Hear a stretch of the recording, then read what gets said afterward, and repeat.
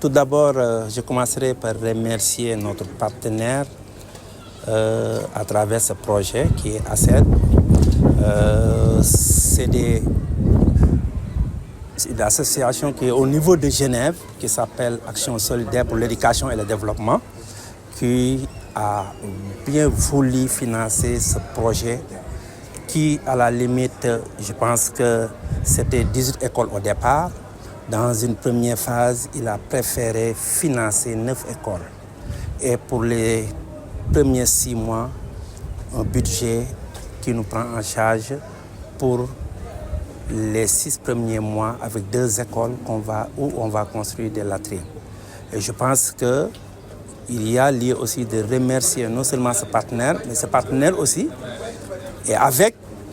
d'autres bailleurs, c'est-à-dire la coopération genevoise, qui accompagne ACED. Et ACED a bien voulu maintenant nous financer pour le bien-être de nos enfants, nos communautés. Qui connaît Kajo Dianken maintenant, c'est que Kajo Dianken œuvre toujours pour le bien-être des enfants. Et ces enfants sont répartis dans des tranches d'âge entre 0,5 ans, 6, 14 ans, 15, 24 ans, que nous assistons dans tous les domaines, c'est-à-dire l'éducation, la santé, le développement, le leadership, et dans le plaidoyer. Donc, il est bon que les gens comprennent que si Kajo Dianken aujourd'hui peut appuyer l'académie à travers la construction de blocs d'hygiène, mais aussi de l'équipement et la formation, la sensibilisation, c'est parce qu'il y a d'autres personnes ou d'autres organisations qui sont derrière, parce qu'on a pu aujourd'hui démarrer ce projet qu'on avait entamé il y a cela plus d'1 an pour des recherches de fonds. Et qui connaît la conjoncture actuelle sait qu'il y a rareté des ressources. Raison pour laquelle aujourd'hui, vraiment, on s'estime heureux d'avoir démarré ce projet, d'où le premier financement a été déjà viré par le bailleur. Donc je me dis que la balle est dans notre camp de continuer vraiment les actions en relation avec l'académie, mais aussi en relation avec toutes les parties prenantes, à savoir la santé et plus particulièrement la communauté qui sont les principaux bénéficiaires de ce programme. L'autre chose aussi que je voulais ajouter, c'est qu'il faut que les gens comprennent que nous intervenons dans la région de Thiès. Mais pour ce projet spécifique, on va juste agir dans 2 départements, le département de Thiès et le département de Tivaouane. Mais dans un premier coup, on va démarrer avec 2 écoles. Et dans toutes les 2 écoles, on va construire des blocs d'hygiène aux normes GHM qui seront équipés de manière à prendre en charge toutes les préoccupations des jeunes filles en période de menstruation. Mais aussi associer les garçons. C'est-à-dire les garçons doivent accompagner ces filles. Ils ne doivent pas stigmatiser ces dernières. L'autre chose que je voulais aussi ajouter, on va dans le même sillage d'un autre projet qu'on avait initié et aujourd'hui on mettra des unités de conseil et d'orientation au niveau de ces écoles. On va juste essayer de voir comment mettre des outils de suivi, mettre vraiment des guidelines, c'est-à-dire des guides qui pourra au moins permettre, une fois mis sur place des pères éducateurs, que ces enfants puissent être vraiment le relais et accompagner leur père aussi quand ils sont en période de menstruation. Donc, peut-être que certains enfants peuvent ne pas s'adresser directement à leur maître ou enseignant ou directeur d'école, mais ils peuvent aller directement voir leur père éducateur qui est sur place pour vraiment se prendre en charge. Mais aussi, cela ne s'arrête pas là-bas. On va doter les écoles des antalgiques et autres en relation avec l'IME à travers l'IA. Mais aussi, il y aura autre chose qu'on va faire, c'est-à-dire du matériel qu'on mettra sur place pour que si les enfants veulent vulgariser, sensibiliser à travers des activités éducatives au niveau de l'école, qu'ils puissent avoir le matériel nécessaire et dérouler les activités. Ça veut dire que le projet aussi est inclusif. Je pense que Mme l'AG l'a dit tout à l'heure. Nous n'allons pas construire des blocs latrines et laisser en rade vraiment certaines couches. ces blocs vont prendre en charge toutes les couches vulnérables au niveau de l'école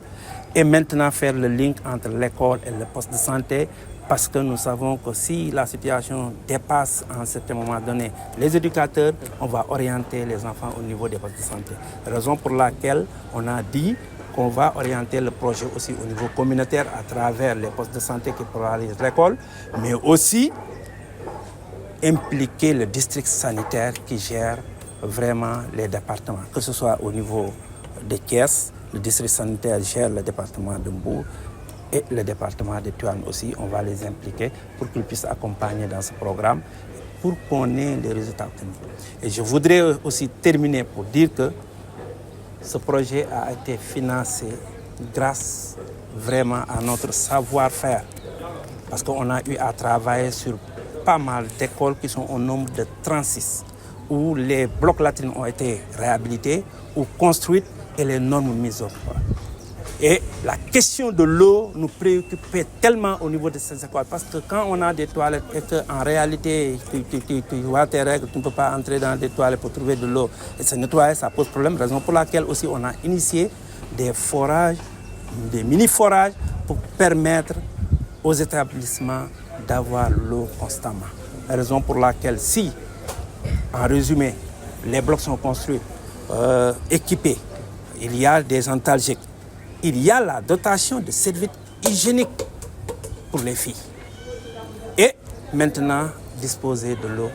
gratuitement. Ça veut dire que le projet a tous les atouts pour atteindre ces objectifs. Et nous demandons maintenant aux communautés, nous demandons aussi aux établissements scolaires et aux responsables vraiment de veiller et de pérenniser. Ça ne sert absolument à rien qu'on puisse mettre des millions. Aujourd'hui, le projet est financé à hauteur de 190 999 743 francs pour les 9 écoles. Et si ce projet réussit selon nos objectifs et notre convention avec ACED, c'est sûr et certain, on va glisser sur les autres 9 écoles qui restent parce qu'au départ du projet, on avait une ambition de 18 écoles. Et je fais appel aussi aux autres donateurs, je fais appel aux collectivités territoriales, je fais appel aussi aux communes parce que la pérennisation et leurs contributions sont attendues. Tout à fait, parce que je voudrais même pas, parce que je sais que c'est des problèmes. Je préfère parler de la sécurité. Nous, on construit, on n'est pas dans les écoles, on ne vit pas là-bas, on n'exerce pas là-bas. On est obligé de venir accompagner et après les laisser le matériel. D'où la pérennisation. Mais on ne peut pas construire des blocs latrines à coût de 14 millions par bloc et ensuite vraiment laisser ces blocs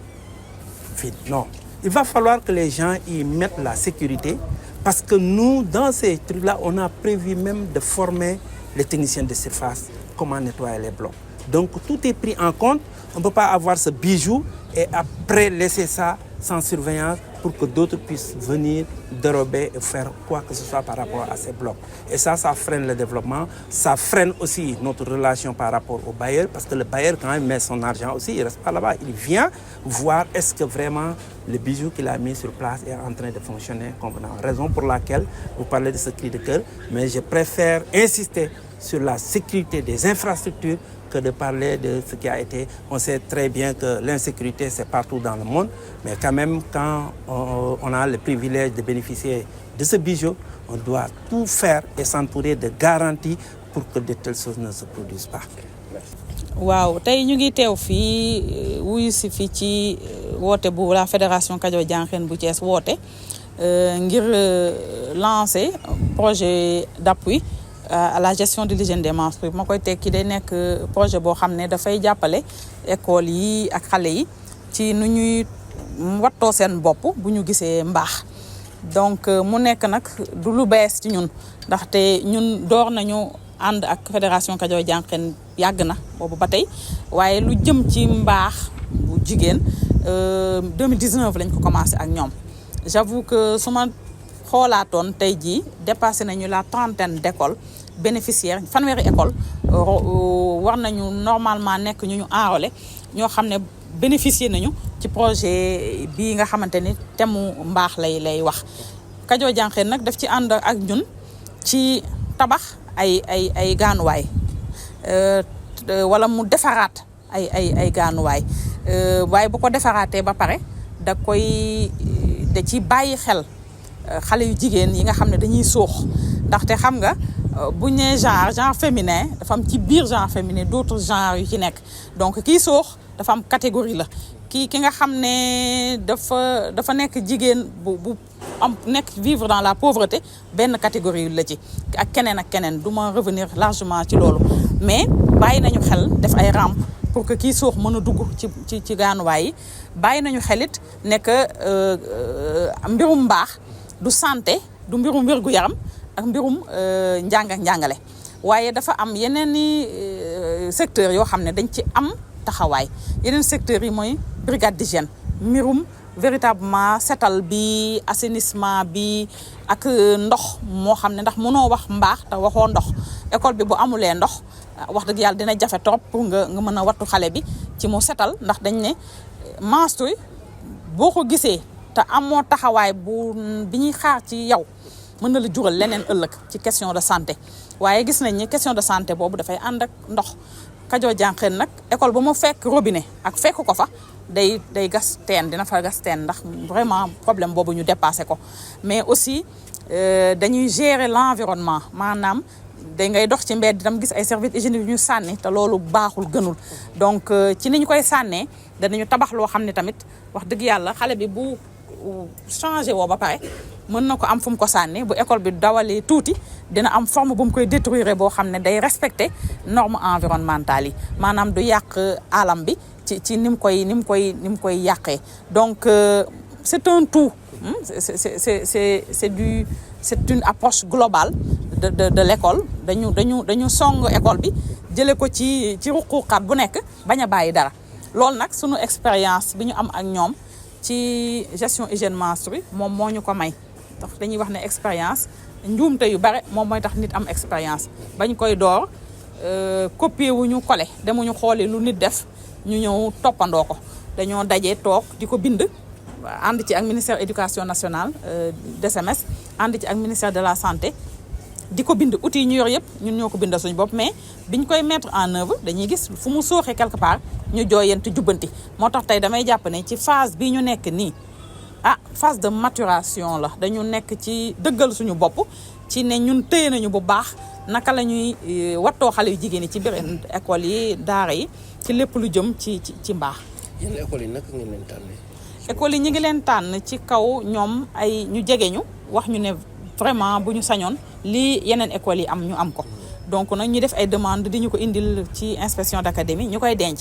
waaye bu loolu weesoo tamit campagne statistique yi ñuy def ak rapport rentrée yi ñuy am bureau planification di ko yor bu ñu ko exploité dañuy xam ne ñii am nañu soxla donc Kajoor Jànqeen ñoom bu ñu yëgalee ni ñu am nañu ko leen jàppale bailleur ngir ñu dawal projet boo xam ne dafay jëm ci mbaaxum jigéen daf ñuy bàyyi nag ñu ne ko école yii kat ñoom ñoo fi nekk te ñoom ñoo prioritaire pour ñu mën a leen ko jàppale donc ñoom itamit dañ ñu bàyyee responsabilité boobu bàyyee ñu tamit lépp loo xam ne contenu de formation yi la ñuy ànd ak ñoom nag ci animation wu formation yi ndaxte école institution la te dafa am buntu te buntu école inspection d'académie la boo wàccee ci école yu ndaw yi nga mën nga duggee IEF waaye globalement on parle d'une approche région donc fédération Kajoor Jànqeen nekk en partenariat avec l'inspection d'académie ñuy wax ne tamit fàttali mbaax jigéen bu ko gis da nga war a siggi ndaxte siggi bi mooy amagoo borom kër donc da ngaa war di gis mbaax weer wu nekk boo ko gisee sa xel dal waaye boo ko gisul war ngaa mën a am njàqare ak tiit ndax ñaar lay mën a doon soit da ngaa feebar soit da ngaa ëmb te ëmb bu teel ci njàng kuy jàng te amagoo jëkkër vraiment du loo xam ne gënal na nit donc bu kenn gis mbaax muy nekk kersa ci yow bu kenn gis mbaax ngay làqatoog dina bëtu lu naturel la loo xam dafa bokk ci jigéen donc amul lenn luñ ciy rus mais fierté la war a doon ci képp kuy jigéen. waaw tout d'abord tey mbégte laa am man en tant que personne morale u fédération Kajoor Jànqeen ndax ku xam fédération Kajoor Jànkeen xam ni fédération la boo xamante ni ak faar yi muy liggéey éducation lu ko ci amal solo la, santé lu ko ci amal solo la, employabilité des jeunes lu ko amal solo la, et tant d'autres secteurs. Mais tey jii nii li nga xamante ni moo ñu boole dajale ñu tey muy événement boo xamante ni comme ni ma ko wax te mbégte la ci éducation la jëm. Éducation nag dañ cee nekk ak ñi nga xamante ni ñoom ñoo ŋànk njàng mi fii ci région wu Thiès ñu koy wax LIA de Thiès mu am ku ko fi teewal koo xamante ni yàgg na koo teewal te yaakaar naa ni lépp lu ñu wax moom mën na cee dugal làmmiñam, mën na ko seede wala mu invalider ko muy Khady Sow bi nga xam ni yàlla moom la def muy secrétaire généralu IA bu Thiès. keneen ki nekk ci sama wet man bu fekkee communauté bi laa fi nekkal ba tax ma doon personne morale bi yaakaar naa ni ndam li yëpp moom moo ko jiite muy Alioune Dieng bi nga xamante ni moom mooy le manager de la fédération Kajoor Jànkeen. ku wax manager wax nan la ñuy boote équipe, nan la ñuy orienter équipe, nan la ñuy jubbantee projet yi nag li ko indi mooy xarañteeg rek fédération Kajoor Jànkeen ak bëgg askanam boo xamante ni tax na su nekkee ci biir askan bi lépp loo xamante ni da koy jëmale kanam rek moom day seet par rapport ak texte yi nga xamante ni moom moo ko tënk nan la ci xaramteem di dem ba mu uti ay partenaires. ñëpp xame nañ ko ki nga xam ni mooy Thiaye Fane muy partenaire privilégié am mais tey jii nii lii dafa bokk ci xarante boppam muy dem au delà de partenaire boobu ma leen di wax muy dem di yóotu ji feneen foo xamante ni ay partenaires lañu pour mën a saafara jàngorob askanam. ci jàngorob askanam boobu nag jàngorob askanam boobu moo ñu indi tey ba coopération bi ñuy lié ak ki nga xamante ni moom mooy waa ACED nga xam ne ñoom aussi ay Suisse lañu di yëngatu ci li nga xamante ni développement la. ñoom bi ñu dikkee soumettre leen li nga xamante ni moo doon suñuy jàngoro ci jëm ci école boo xamante ni gis nañ ni jigéen cër ba mu fa waroon a am bañu ñu ko koo jox mais dañoo comprendre woon lu tax mu am ay manquement yu bëri ci njàngum jigéen. ndax bu njëkk ba yaakaaroon nañ ni jigéen place am ca biir waañ wala jigéen nañ ko yóbbu école mu jàng tuuti rek fu mu ci yem baax na. gisoon nañ aussi que ni jigéen yu ci bëri dinañu bëgg seeni parents dinañ leen yóbbu mais dafa am lu doon sooxe ba tax seen jàng du dem biñ ko gëstoo ba gis ko gis nañ ni kersa la goo xamante ni dañ koo amoon ci bu leen yàlla mayee baax ñu am benn kersa wala ñu rus. Dieu n'a rien créé de honte chez la femme. Dieu a béni la femme. donc loolu biñ ko gisee ñu ni war nañ cee gëstu ñun ba tax ci seen biiri école loolu bu amatee ñu siggi xam ni lii mbaax la bu leen yàlla defal mais aussi bu ñu siggee dafa war a fekk aussi ñu seet gàllankoor yi nga xamante ni moo leen doon gàllankoor ci biir njàng moomu yëpp nan lañ koy teggee ba moom bu taxawee xam ni moom siggi na te ci kaw loolu dafa bokkoon ci la gestion de l'hygiène des menstrues. sama sœur Khady tekki na ko léegi ci olof mais xaw na ma li ma mën a wax daal mooy nan la ñuy tënkee loolu lépp nga xamante ni mbaaxug jigéen la pour que mu bañ a gàllankoor jàngam. parce que bàyyi jàng bi biir école ci jigéen yomboon na trop bu demee ba commencé gis mbaax parce que période boobu bu ko dalee rus na mu dem école mu dal ko biir école mu doon gàcce. man mii di wax ak yéen tey jii nii jiite fédération Kajoor Jànkeen ci côté bi nga xam ni côté communautaire la yàlla def na jàngalekat la ba nii may waxee ak yow maa ngi ci ordre éducation nationale jàngale naa ay at donc xam naa li may wax lan la ndax bu dee li ko dalee ci tuut tànk yi ñuy wax préscolaire ba lycée jàngale naa fa donc jot naa jànkonteeg yooyu. léegi nag mbaax boobu nga xamante ni mi ngi dal jigéen ñi ñun ñu dem ci li nga xamante ni d'abord nan la ñuy defaree ay serviettes yoo xamante ni bu heure ba jotee ñoom ci seen bopp dinañ ko mën a defar dinañ ko mën a utiliser di ko utiliser waate du am benn impact ci seen santé loolu Khady wax na ko léegi je crois que bi koy Kajoor Jànkeen di expérimenter fii c'était en 2019 ci Covid 19 bi mu ñëwee ñu expérimenté ko am ci ay rëq-rëq am ci lii ak laa mais tey jii nii projet bii ñu gagné nga xamante ni lié na état Genève ak état du Sénégal à travers Kajoor Jànkeen à travers nos partenaires techniques yi nga xamante ni ñoom ñooy suñu lumière muy IA bu kii nii loolu dinañu permettre nañu li ñu emmagasiné ci expérience que bii nii buñ ciy dem c'est vrai que ni dinañu tey mais dinañ xam fan la ñuy teg suñu tànk loolu moom yàlla may nañu ko parce que léegi xale bi ci biir école am bu ko dalee mën na ñëw jàng ba ni muy jógee foofu du benn nit buy xam ni xale bi mi ngi ci perturbe bi wala mu koy perturber aucunement comme na mu ko daan perturber ba tax na suñu abandon yeeg suñu kii yeeg yooyu ñu daan am yëpp dootuñu ko amati wax fa dëgg yàlla